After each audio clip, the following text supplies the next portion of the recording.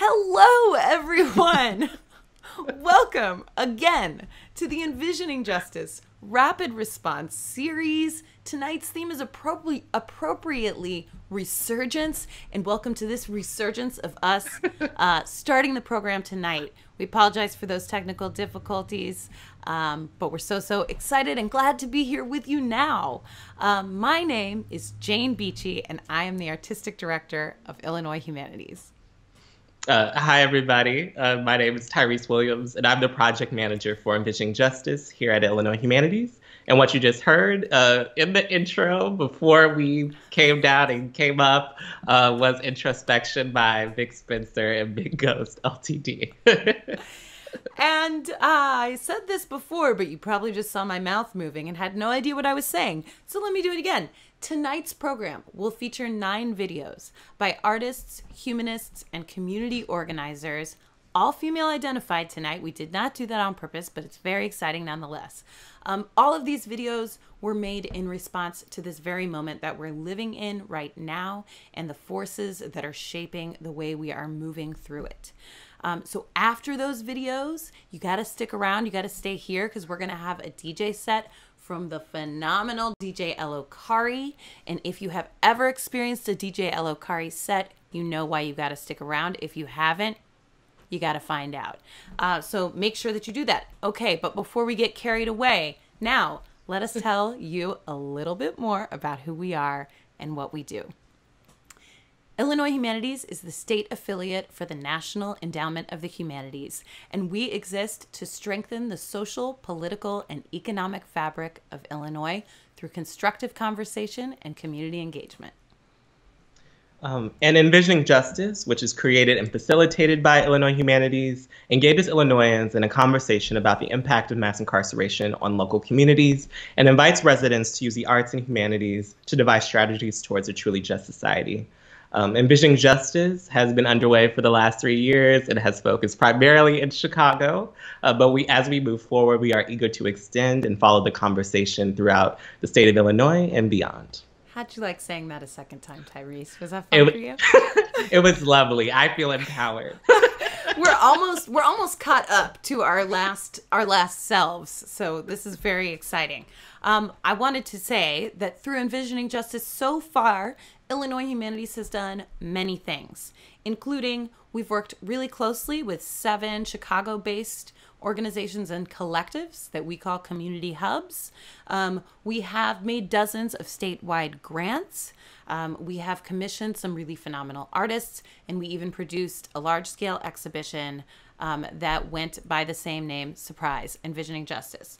Also, as of the last few months, we've begun extending Envisioning Justice activities throughout the state. And we're particularly eager to meet and partner with humanists, artists, and community organizers in the Bloomington Normal Metro area, Carbondale, Decatur, East St. Louis, Galesburg, and Urbana-Champaign.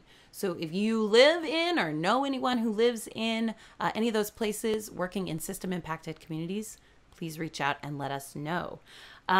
Also, very importantly, we have recently announced some new Envisioning Justice grants. The deadlines for those are rapidly approaching, particularly for our Envisioning Justice Action grants. The deadline is August 15th.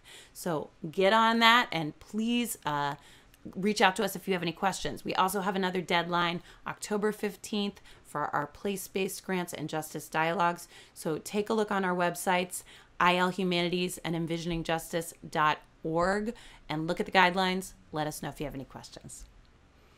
And you can also follow us on social media at IL Humanities, #Envisioning Justice. Our social media handle should be appearing in the comments section if they had not already earlier in the program. And if you'd like to receive our biweekly digest, which features events, updates, resources, and relevant media, please email us at ejustice@ilhumanities.org. Good segue to the comments section, Tyrese. We got to give a couple shout outs at this juncture. first and foremost to our chat master, Chris Gazaitis, who just smoothly ushered you all through those technical difficulties at the beginning of the show. Chris is our senior director at Illinois Humanities. She's going to be dropping contributor bios into the comments. She's going to be moderating the chat. So please share your voice. Tell us where you are. Tell us what your connection is to Illinois Humanities. We really want to hear from you.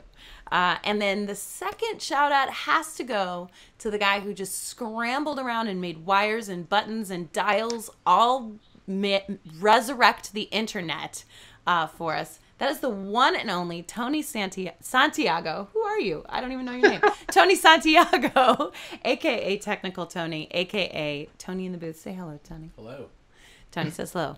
Who knew we would all be working from home and suddenly our own home internet would be our best hope for connecting to one another? Here we are. Yes. So a little bit more about tonight's program. So each rapid response has had a theme, and tonight's theme is resurgence. So this pandemic has brought so much to the surface for many of us in our communities as we attempt to adapt to this new way of being that is required of us all. Illinois has reopened while COVID-19 cases continue to rise in many states, and the safety of the currently incarcerated is still in question.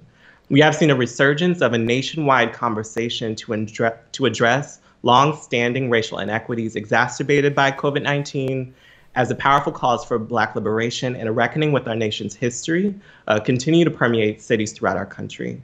And while the burgeoning energy around prison abolition may feel new to some, abolitionist movements are as old as our state and indeed our country. So some of the questions we considered when thinking about this theme are, is this a moment of history repeating itself, or are we on the precipice of a new and transformative era? How do we maintain the present momentum of visionary thinking and continue the pursuit of equity and justice for all? Who and what should we consider as we attempt to reimagine and rise up from this pivotal point in history?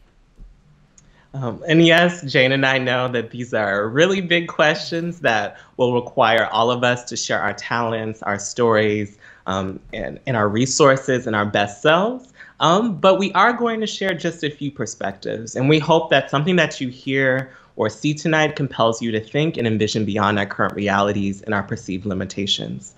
So with that, I think it's time to get started. I think we should do it. Let's do it. Well, our first contributor is Monica Trinidad. And I'm so excited to introduce Monica, who is a queer Latinx artist and organizer born and raised on the southeast side of Chicago.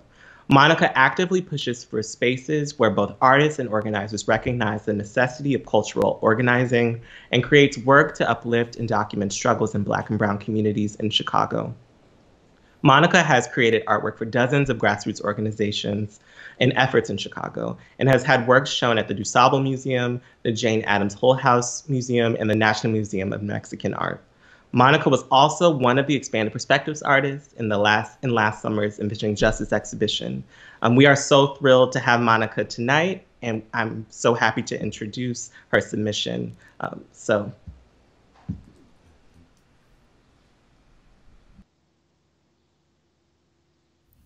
Social emergencies, like the current public health crisis, not only create new problems for our communities, but also aggravate existing ones. Lack of affordable housing, mental and universal health care, a living wage. Many of us are thinking, how do we survive this? In these moments of crisis, we need creativity and we need each other. In the initial days of the pandemic, I remember going between waves of absolute hope and despair. My friend Miriam Kaba, who always provides insightful wisdom in moments of chaos, said, "What we need right now is for people to do what they can, where they are, and with the resources that they have." When we're together, physically or virtually, we can do a lot to create immediate material relief. That community care gives us the strength to take on those in power at state and federal levels. I created We Keep Each Other Safe, inspired by the rapid response mutual aid projects being organized. Interdependence is crucial in the midst of chaos and uncertainty. Our safety is really not guaranteed under a system that was never meant to serve us. Only we can keep each other safe. And people cannot stay safe or get well in a prison cell either. In Chicago, more than 500 people incarcerated inside of Cook County Jail have contracted the virus, and the lives of 7 people inside have been lost. We need to heed the daily calls to action to defund Cook County Jail, invest in our communities, and free them all. Defend our communities, defund the police has been shared countless times since the uprisings began.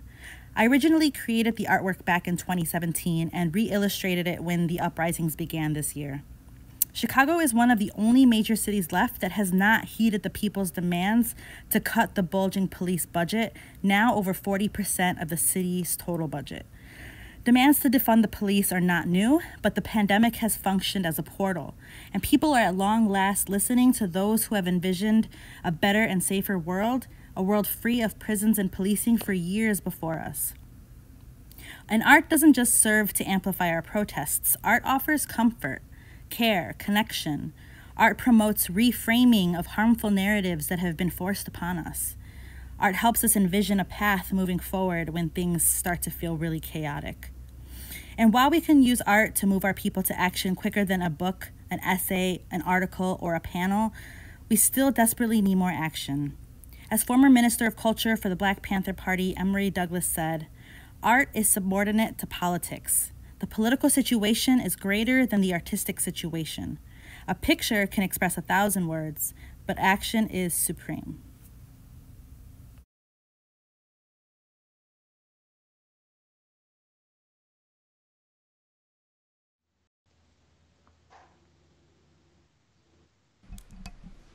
Yeah, well, thank you so much, Monica. There was so much important information that was in that video, but I wanted to spotlight one quote that really resonated with me. And that quote was, "Demands to defund the police are not new, but the pandemic has functioned as a portal, and people are now listening to those who have envisioned a better and safer world." And I thought that that was so beautifully articulated and really shed light on how the pandemic has not only created new problems, but it has also provided an opportunity to propel the work and the lineage of artists and activists who have really been pushing for a radical reimagining of how we keep each other and our communities safe. Yes, thank you so much, Monica. You are amazing. And speaking of amazing, I get to introduce our next contributor, Mackenzie Chin. Mackenzie is a Chicago-based, multidisciplinary artist and a member of Growing Concerns Poetry Collective, which released its inaugural album, We Hear, Thank You for Noticing, in 2017, and its first collection of poems, 5/5, in 2018. She's the writer, producer, and lead actor of the feature film Olympia, which premiered at the 2018 LA Film Festival, won the Audience Award at the 2019 Bentonville Film Festival, and is now streaming on Amazon Prime Video. I'm also very personally honored to call Mackenzie a friend, and we're beyond excited to bring you this poem entitled Peace After Revolution by Mackenzie Chin. Hi, I'm Mackenzie Chin, and this poem is called Peace After Revolution. The free and ungoverned body is a radical threat to injustice. If my body was free and ungoverned, it would be a radical threat to injustice. The free and ungoverned body is a radical threat to injustice. The free and ungoverned body is a radical threat to injustice. The free and ungoverned body is a radical threat to injustice. The free and ungoverned body is a radical threat to injustice. If my body was free and ungoverned, Viola Davis would have played Nina Simone in the movie about Nina Simone. End of story. If my body was free, the hallways of the health clinic somewhere in the middle of Texas that also provides abortions would never be found by the state of Texas to be somehow too narrow and subsequently shut down. If my body was free, All Lives Matter would never have been a thing, and if my body was free, Black Lives Matter would have never had to be a thing. If my body was free, my camera would be my camera, and my camera wouldn't also be at times my only means for defense. If my body was free, I would have gone to the Women's March. All the women there would have also been the women saying Eric's name, and Rakia's name, and Terrence's name, and Tamir's name, and Sandra's name, and Freddie's name, and Alton's name, and Philando's name, and names I can't remember anymore because there are so many. But these women would have remembered those names for me, but these women don't remember those names because they've never uttered them. If my body was free, 53% of white women would have voted differently. If my body was free and ungoverned, maybe I would have a child and she would be dark. She would be a midnight. She would be solace and joy and rest and wonder. And if my body was free, I'd have 2 more children after that, darker still, and I would not have to worry what world they would inherit, and I would also have my career, and if my body was free, I would not have to choose between the two. Or I would have only my career and maybe my cat, and this would be fine and not strange at all, and no one would be waiting for me to find someone because my body, remember, would be free and my own and inherently complete, and no one would dare call me shrew or bitch or bossy, or they would call me bossy. They'd call me bossy as fuck, and bossy would be the highest compliment and not easily earned. If my body was free, the state would know its tasers and batons are the tools of a toy soldier army in the face of my diamond spine. If my body was free, I'd free my brothers. If my body was free, I'd free my brothers. If my body was free, I'd free all my brothers. If my body was free, my twerk would be holy and bring rain. There would be no droughts. The word drought, wholly unrepresented from the Oxford English Dictionary to the Urban Dictionary. There would be no word in even the most ancient of languages for such a thing as a drought. I would be ungoverned.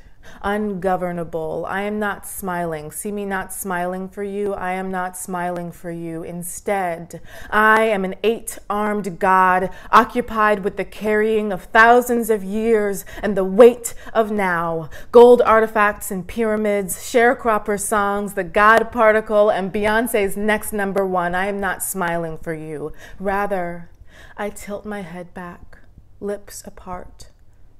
A trumpet sounds. A flock of wild doves escape my mouth. Let the feathers of my doves clog the gears of every weapon in this city.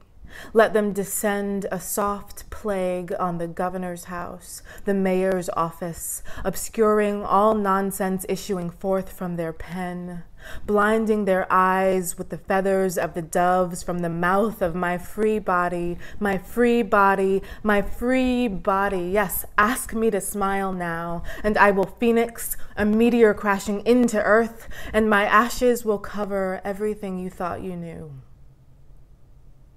And my ashes will cover everything you thought you knew. And then the unfolding of my arm, and the first beat of my great wing.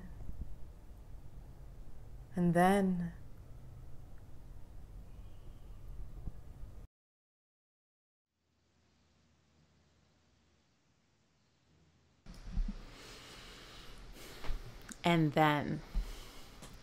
I so desperately want to live in a world that is on the other side of that and then. And artists like Mackenzie Chin are taking us there every day. There's so much to draw from in this poem. But one thing that really strikes me in connection to the theme of resurgence is this image of the phoenix, which makes me think about Black women rising up again and again throughout U.S. history, despite there being perhaps the most oppressed people in our nation, to continue to lead and pave the way for the future. Another thing that strikes me is that line, "If my body was free, I'd free my brothers." And that makes me think of a quote from Toni Morrison that says, "The function of freedom is to free someone else." May we all use what freedom we have in this way. Thank you so much, Mackenzie. Yes.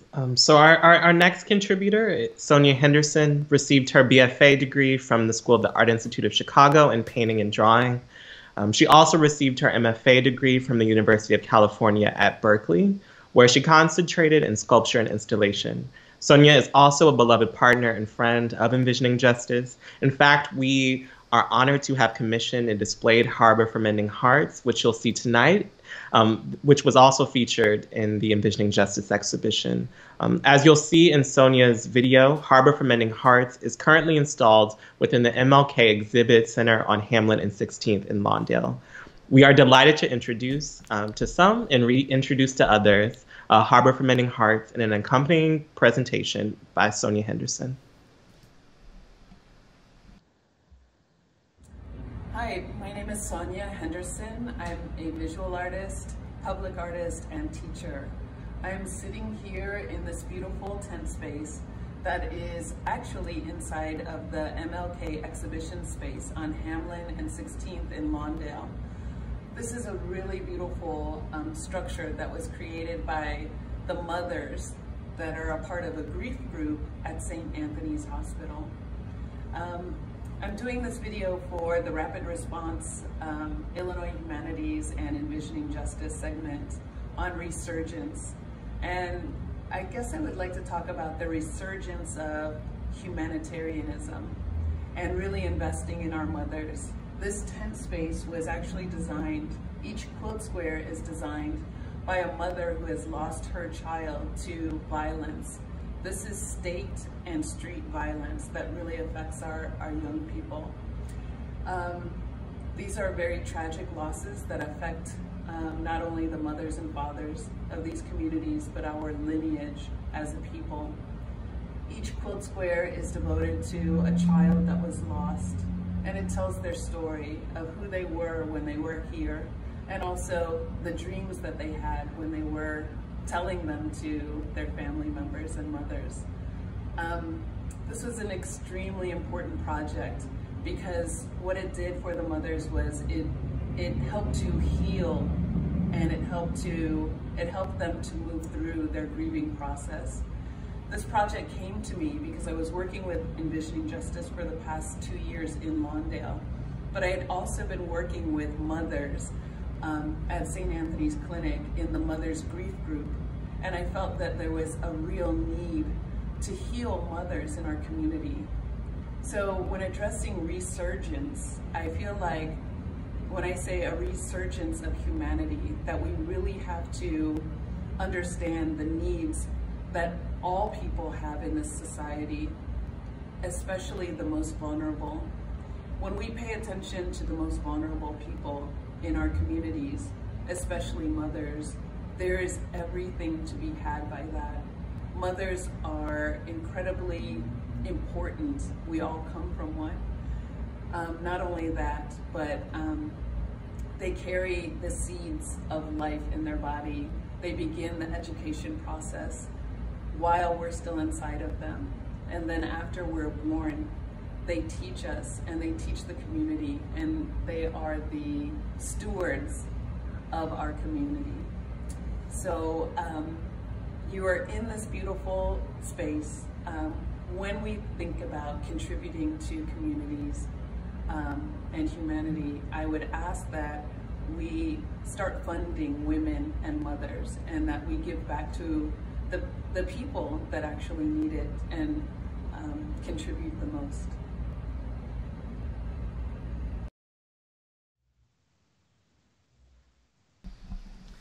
Yes, a resurgence of humanity, I think, and I agree with Sonia, that is exactly what we need in this moment. And I wanted to reiterate one of the things that she said in the video, where she said, we really have to understand the needs of all people and all the needs that all people have in society, especially the most vulnerable. And once we pay attention to the most vulnerable people in our communities, especially mothers, there's everything to be had by that. And that really spoke to me and my ethos as somebody who has been raised and primed by women and matriarchs my entire life. I mean, I agree that there is so much power in the nourishment and care we can give one another. And once we tap into that deep space of love and empathy that is required to truly care for one another, pour into it, but also protect it, our ability to build and re-envision together becomes limitless. So I want to thank Sonia, and Alexi Young, the director of the MLK Exhibit Center in North Lawndale, who helped Sonia to film the piece. Thank you so much for those words, Tyrese, and huge thanks again to Sonia. All right. I'm going to keep it moving. It's like hard to move on from these. I just want to sit around and linger. But we have so much exciting, so many exciting things ahead. And also, by the way, during DJ Elokari's set, that is an awesome time for us to all be in tippy-tap type conversation with one another in the comments. So if you've got questions about any of the videos that you're seeing, or you just kind of want to have a conversation, yet another good reason to stick around for DJ Elokari's set, and we'll all chat it out then. But for now, I'm excited to introduce our next contributor, Melissa Dupre. Melissa is a multi-hyphenate Afro-Latina artist with roots from Humboldt Park, Chicago. She's an award-winning solo artist, playwright, TV and film actor, stand-up comic, and musician who also uses spirituality and energy work to explore themes of equity, intersectionality, and healing. Melissa recently had a recurring role on the last season of Empire and has created her own digital content, 50 Blind Dates, from her living room to combat the social isolation of quarantine. It's delightful. You should check it out. She's also just a radiant force and a wonderful human being, and it really gives me great joy to introduce this video from Melissa Dupre. Hello, my name is Melissa Dupre, and as an actor, a playwright, comic, activist, community organizer, healer, musician, I have been noticing and been pretty passionate about trauma, whether it's ancestral trauma, intergenerational trauma, trauma from harm or violence. The work that I do and the narratives that I'm supporting are always Black-centered, but also introducing the idea of healing from trauma, from whatever forms that it may come. In light of the pandemic and in light of systemic oppression and the political movement, the moment calls for intense spiritual, physical, emotional, and mental healing. And I believe that we are seeing a resurgence of the kind of ways that that healing can come, but from a decolonized method. I think that part of the pull that we're seeing right now is people really wanting to pull back from the systems that kept them oppressed in the first place. So many healing methods are coming in the form of Reiki, mantra work, meditation, especially now in the pandemic where we're isolated and quarantined. We're really looking for ways to combat depression, anxiety, the isolation, the social isolation. All of those things are weighing on us as individual people in the current moment, on top of the need to combat total systemic oppression and violence from the institution of policing in this nation, and fighting those battles in the streets or in strategic ways in your community. All of that takes so much energy. And when we're normally not in a quarantine pandemic, we're always finding ways to take care of ourselves and making sure that self-care is within the balance of our work. And now that this pandemic has hit predominantly Black and brown communities, knowing that 70% of the COVID deaths in the state of Illinois alone are Black people, we're noticing large disparities between mental and medical wellness resources for our Black and brown communities. So my passion is to find ways to get wellness resources to Black and brown communities that are accessible, that are local, that are POC led and owned. Part of the Good Grief Project is trying to connect those communities with accessible wellness practitioners, but most of it is also thinking about ways to decolonize that methodology, going back to ancestral root work, going into spirituality, Afrocentric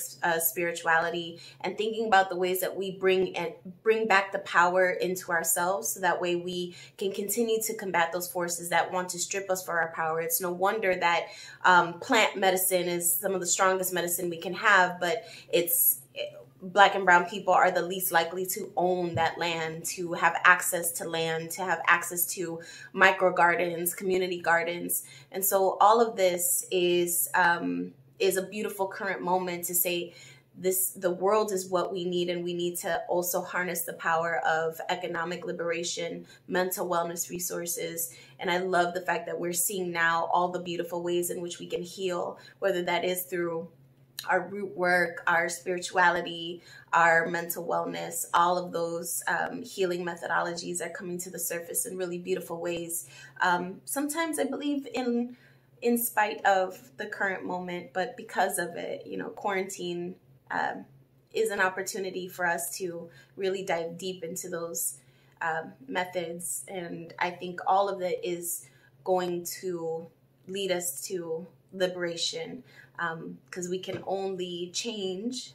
The rate of change comes at the speed of our healing, right? So if we are healed, we can heal together.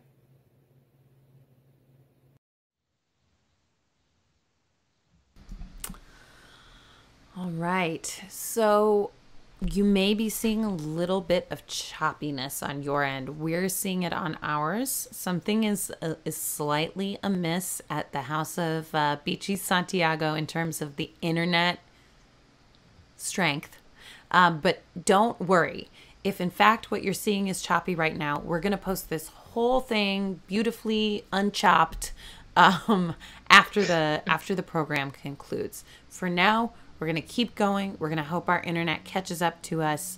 And we really, really thank you for your patience. So I wanted to reflect a little bit on that video from Melissa. She ended by saying the rate of change comes at the speed of our healing. And I feel like the speed of our internet, but the speed of our healing. I feel like those words are so needed. Thank you for laughing, Tyrese. So Melissa also mentioned in her piece the Good Grief Project, and I wanted to share a little bit more about that with you now. Good Grief was a solo show that was created and performed in 2019 by Melissa and co-produced with Free Street Theater. And the phenomenal local Chicago-based writer and critic Regina Victor wrote about the show in Chicago Reader. And I wanted to share a quote from that article that underscores all the reasons that the healing processes Melissa champions are so sorely needed. Regina says, grief and suffering can have a variety of expressions across cultures, and there are stigmas and differences about how that grief is perceived and processed. The ways in which we are allowed to exhibit and care for our emotions is largely based in a conversation about social access and privilege. According to a recent study by the American Academy of Pediatrics, discrimination has adverse effects on the health of Black and brown people. Side effects of racism can include, but are not limited to, flooding the body with stress hormones that make the body susceptible to chronic diseases, heart problems, lower birth rates for mothers affected by racism, and lower self-esteem. You can follow along with the Good Grief Project on, which is an expansion of the original show, on Facebook at Good Grief Project. And you can follow along with all of Melissa's many projects on her website at www.melissadupre.com. Yes, everybody follow Melissa and send her all the love and all the ways that you can in this moment. Thank you, Jane, for transitioning us to our next contributor, who is Bendu Perori. And Bendu has called Chicago home for almost a decade, but is originally from sweet, sweltering Chennai. They are a community organizer, administrator, and poet. These days, she works with the Illinois Federation of Teachers, Alderman Matt Martin's office, and the Chicago DESE Youth Rising. Bendu was also a former team member of Illinois Humanities and a dear friend of the Envisioning Justice team. Everyone brace yourselves for this beautifully reflective offering from Bendu Perori.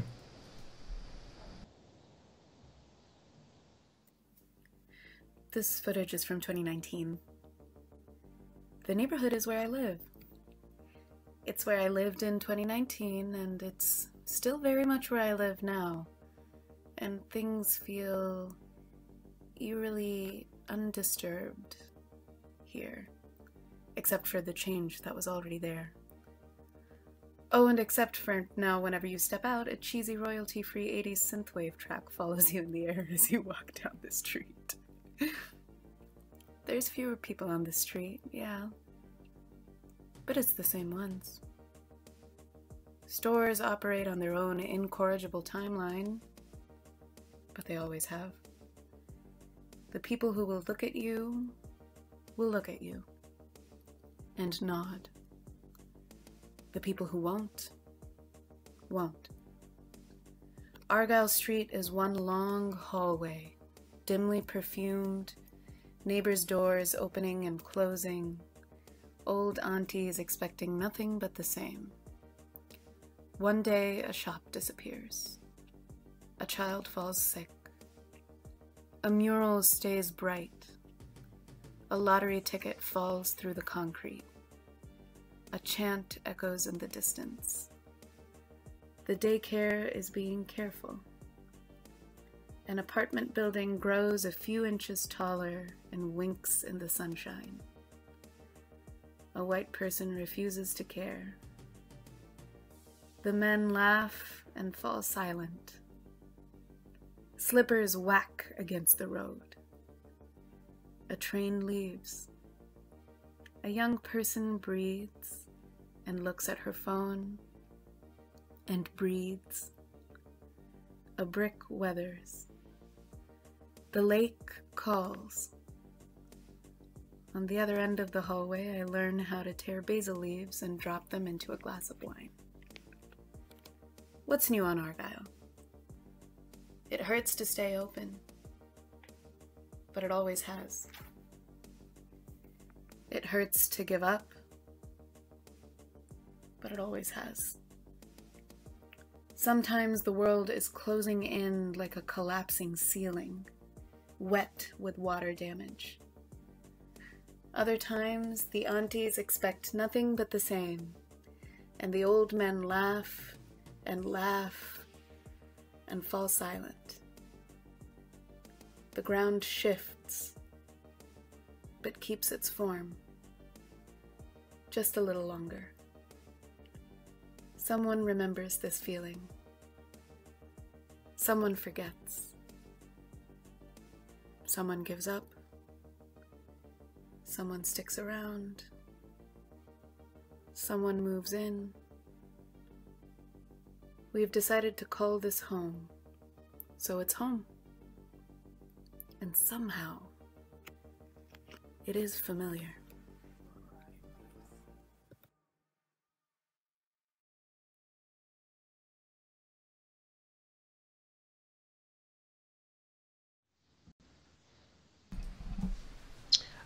That video left me feeling so much. I honestly loved everything about that piece, but the line, what's new on Argyle? It hurts to stay open, but it always has. It hurts to give up, but it always has. To me, really speaks to how some things seem to have rapidly changed while others have remained the same. But it also reminds me of how in this moment, resurgence is so heavily tied to our relationships with one another and our surroundings. So I want to thank Bendu for that incredibly thoughtful piece and for sharing the charm of Argyle Street with us. I can only speak for myself, but I'm sure I speak for many of us when I can say it's been quite some time since I've walked any streets beyond, outside my own door. Yes, I echo your thanks and gratitude. We love you so much, Bindu. Thank you, thank you. Oh my goodness. Okay, let's keep it going. Our next contribution is from Restore Justice. Restore Justice advocates for fairness, humanity, and compassion throughout the Illinois criminal legal system, with a primary focus on those affected by extreme sentences imposed in their youth. They focus on children and young adults serving or at the risk of serving 40 years or more in the adult prison system. Restore Justice trains and supports advocates, conducts research, nurtures partnerships, and develops policy solutions that will roll back the tough-on-crime policies of the past, replacing them with compassionate, smart, and safe policies for the future. The organization has been monitoring COVID-19 cases inside Illinois jails and prisons and advocating for the needs of those currently incarcerated during this public health crisis. You can and should follow along with their work on their website, restorejustice.org. Meanwhile, please welcome this video from Restore Justice. Those were screams of joy, because that was my release papers. And within 48 hours, I was free.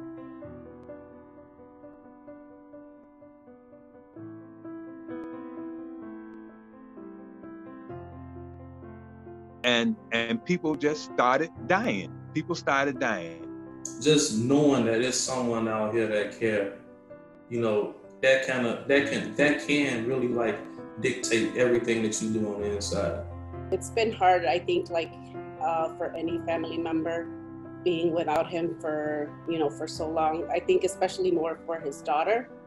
So when that phone rings, it's just like my heart drops. Oh my God, please don't let it be anything bad, because that's the first thing that comes to my mind. Not that it could be anything else or anything good. The COVID is what's on your mind 24 hours a day. I think they just start letting them go to the day room for an hour. So all that time trapped in those cells is just too hard for them. And with this fear of that COVID going around is really scary. You know, when the phone rings, it's like in the middle of the day, why are you calling me? Is something the matter? Or are you okay? Or I haven't heard from you enough. And one of his cellmates did have COVID-19. And I was so afraid. I was terrified. I was crying. I was calling everybody to pray. Yeah, I would just love to see him more by me not able to touch him. Yeah. But to hear his voice, I'm grateful for that. Living in this, like when someone has a life sentence, it's like a black hole. There's no future. You can never talk about, oh, when you get out of prison, you could do this. And when you get out of prison, maybe you could do that.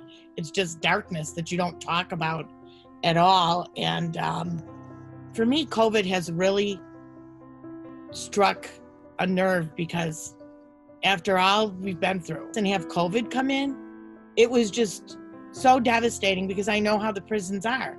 They're super close quarters, lack of hygiene. When COVID first struck Erickson, Illinois River, they went on lockdown, and it was 2 weeks before I had any word from him at all. You know, these kids have been put through a lot, and the things that they've seen, I don't even know probably half of it. So, and they've survived. So he's a survivor. He told me he was going to preach. Yeah, and he wanted his family, and he wanted to take care of his mom. And that's what I'm looking forward to, him coming home and making a life for himself. You know, and that's what we'd like to do, is take this mother-son show on the road. He wants to come out, settle down, form a family.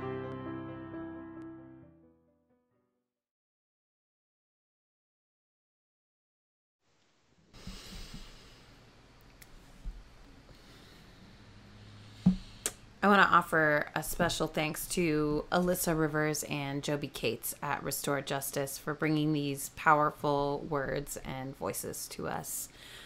Those are some of the community members with whom and for whom Restore Justice advocates, and you can hear in their stories the terrific pain and uncertainty that comes from being an incarcerated person or a family member of an incarcerated person during the time of COVID-19, and the woeful conditions inside carceral facilities that contribute to its spread. As I mentioned earlier, Restore Justice is leading really meaningful efforts to improve these conditions and to get people released. And you can find a lot of really wonderful resources and recommendations on their website. So I definitely recommend that you follow them. Yes, I second that. Make sure that you all follow this very important work that's happening on behalf of those who are currently incarcerated. And I'm going to transition us into our next contributor. And her name is Felicia Holman. And Felicia is a lifelong artist, Chicagoan and Prince fan. She is also a 2020 to 2021 Three Walls Rad Lab Fellow and a co-founder of Honey Pot Performance. Honeypot Performance is a creative Afro-diasporic feminist collective committed to documenting and interrogating fringe subjectivities amidst the pressures of contemporary global life. Through critical performance, public humanities programming, and deep community engagement, they emphasize everyday ways of valuing human. Without further ado, here is Exasperated Resilience by Felicia Holman.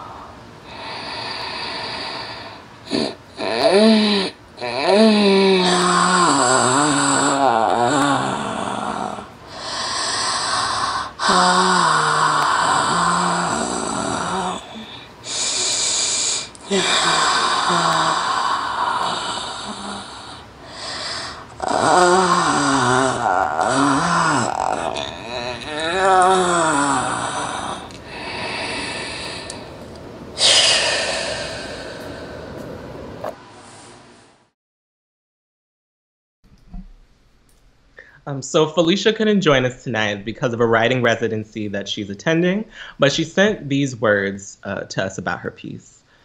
So tonight's resurgence theme tapped into a number of resurging emotions and anxieties, feelings I've been deftly managing since the first week of March, but which have intensified with the rise of anti-maskers, racial capitalism, and COVID-19 cases and deaths.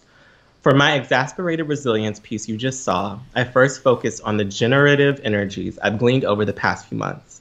Inspired by online performances and discussions I've attended recently, I decided to center the joy of my revitalized hooping practice as the video's focal point, the hoop itself representing both a force field and a lifeline to embody Black joy and resistance.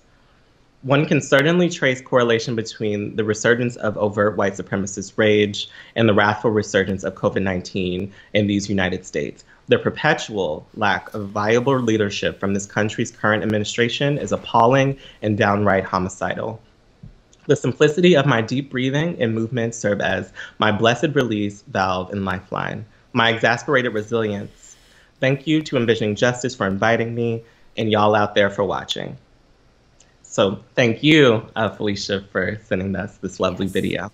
Mm-hmm. Yes, thank you, Felicia. I love that. What was it? Blessed release valve. Ooh, we all need those right now. Yes, yes. Thank you so, so much. Okay, this is flying by, but I'm going to introduce us to our next performer, who I'm so excited to have met through this rapid response series. Jahara Mohammed Bey is a theater major and African American Studies minor at Millikan University in Decatur, Illinois. She's also a teaching artist in the city of Chicago, and she volunteers to teach Shakespeare and poetry in the Decatur Correctional Center with Shakespeare Corrected. Shakespeare Corrected's mission is to bring undergraduate students together with incarcerated and disadvantaged populations to collaborate and create a theatrical experience intended to inspire transformation and redemption in students, participants, and their families. It's my pleasure to introduce this wonderful performance from Jahara Mohammed Bey. Dear Black, from the day you were born, the world had an impression of you. Your life and its expectations fell into the laps of the privileged and out of the hands of the deserving. Dear Black, I think your crown fell when you bent over to pick up your courage to survive. From mama's womb to mama's arms, hammocked around her baby, she swayed. As brown and as natural as the earth you walk on, the earth is yours to walk. Dear Black, you grew up not understanding why the comb you used for your Bratz doll head didn't work for yours, or why you preferred the light-skinned Bratz doll to the dark one. Dear Black, no one ever told you not to feel guilty for wanting a ponytail that swings. Not only do you stand up for Black lives, but so did your hair. Dear Black, no one ever told you that your HBCU had a dream would turn into PWI need help. Professors that preach need more time to teach the lessons that aren't encompassed in privilege. Your cries over essays full of information they couldn't comprehend. Your story written in the stars like the meteor sent from Mars. Trying to rain on the thunder. Tell the storm I'm new. I'ma walk, I'ma march on the regular, paint white flags blue. Lord forgive me, I've been running blind in truth. I'ma rain on the spits of love, tell the sweet I'm new. Dear Black, there is a deafening silence that runs rampant through the streets that ring with gunshots like freedom. Ooh, I'm telling these tears gonna fall away, oh. May the last one burn into flames. Freedom, freedom, I can't lose. Freedom, cut me loose. Freedom, freedom, where are you? 'Cause I need freedom too. I break chains all by myself. Don't let my freedom rot in hell. Hey. Dear Black, as you fight for your peace, Second Amendment is your right. So fight with your peace. If the gun clots with resistance and you fight with persistence, there is no reason to hold you back. If one could amend the ways that you could spell freedom, there would be more than 13 of them. And dear, anything that isn't Black, now that you've made it to the end of this letter that wasn't written for you, ain't you tired yet? Because I am. Thank you.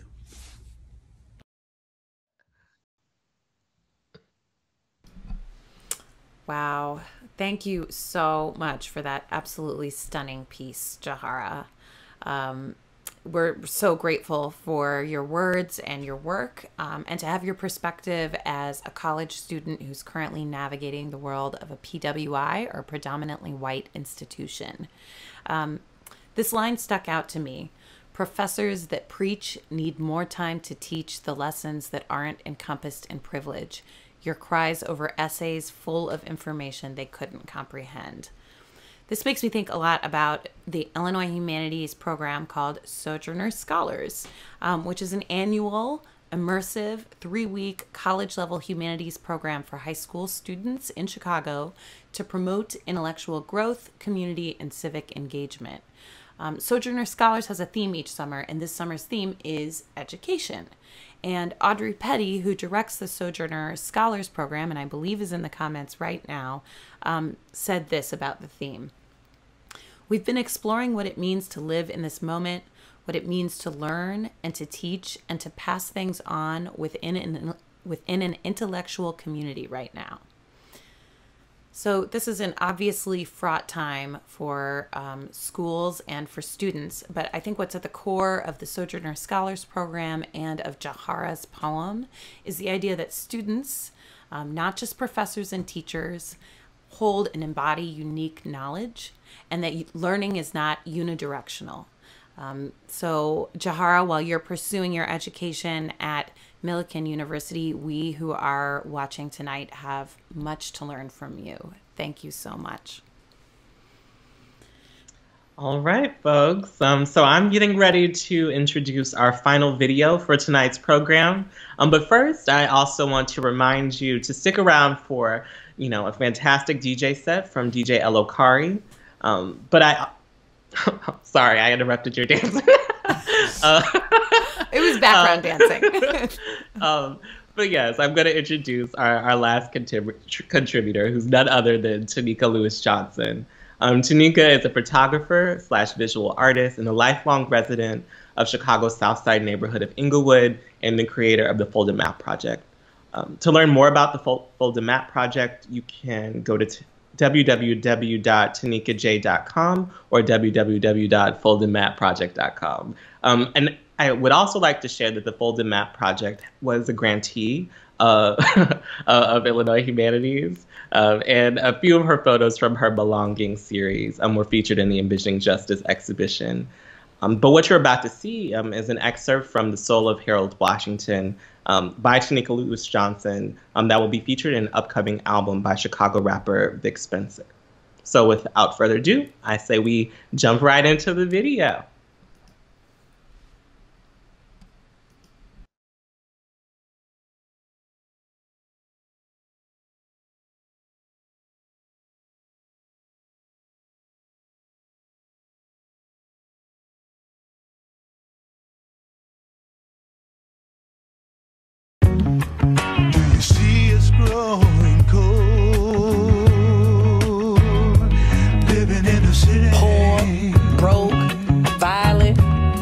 Describe my home, Chicago, Southside, Inglewood. But let me tell you what else it is.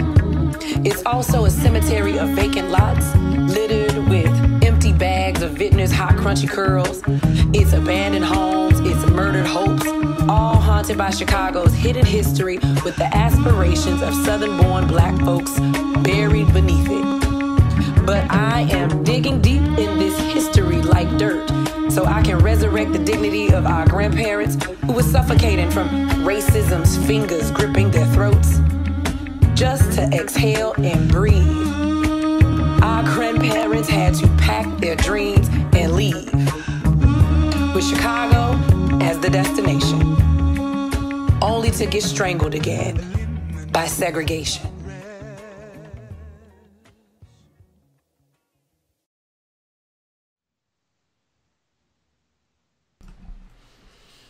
Yes, so I'm digging in my history like dirt so I can resurrect the dignity of our grandparents. That line really resonated with me as a descendant of Black people who came here from the South during the Great Migration. And I'm so eager to see the rest of this project and how it unfolds. So thank you, Tanika, for sharing that with us today. But I also want to give a shout out to Vic Spencer for allowing us to use this excerpt and contributing to our intro for tonight's Rapid Response.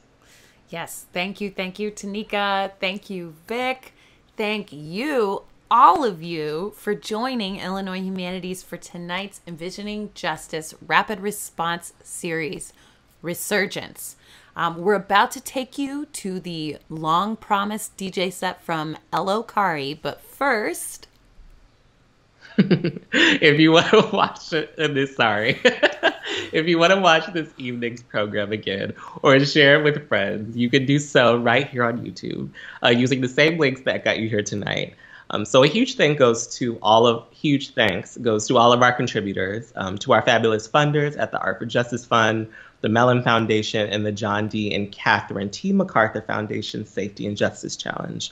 Also, a huge thank to the entire staff of Illinois Humanities, especially our chat master, Chris Gonzalez, and again to Tony Santiago for making all of this technologically possible. So now stick around for the credits because we're going to be playing a brand new track called Shout Across Mountains from Growing Concerns Poetry Collective. And Growing Concerns Poetry Collective is comprised of Mackenzie Chin, whose poem you just saw a little bit ago, Michael DeVille, and Jeffrey Michael Austin.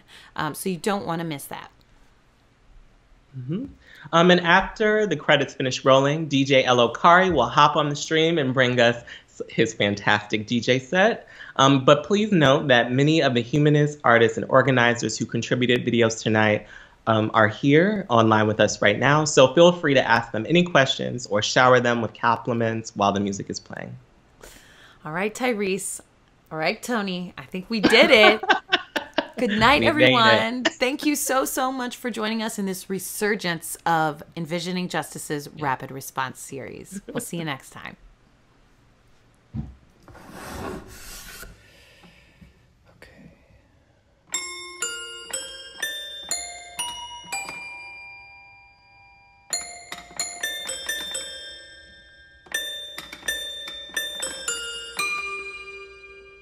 I'm such a goofball.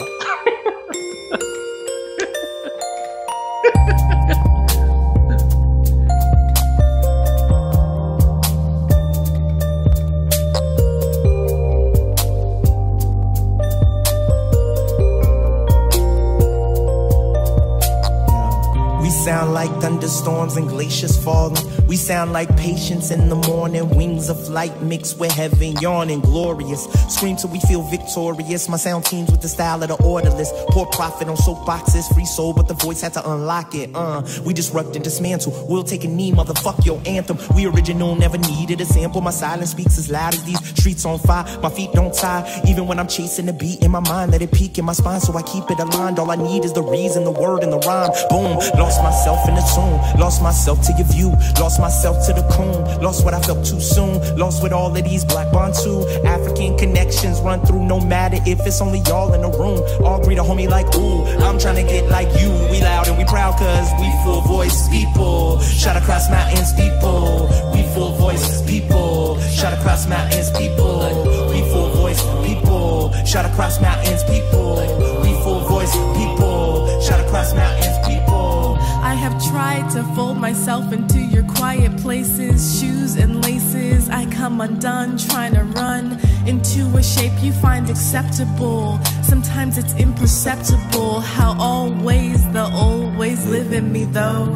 I come from a full voice people. Now you might call that loud, but I think we are the sound of the beginning of the universe. Can I just share this verse with a song and the tales of comets? Don't matter what you call it, cause I define me in the context of me, in the context of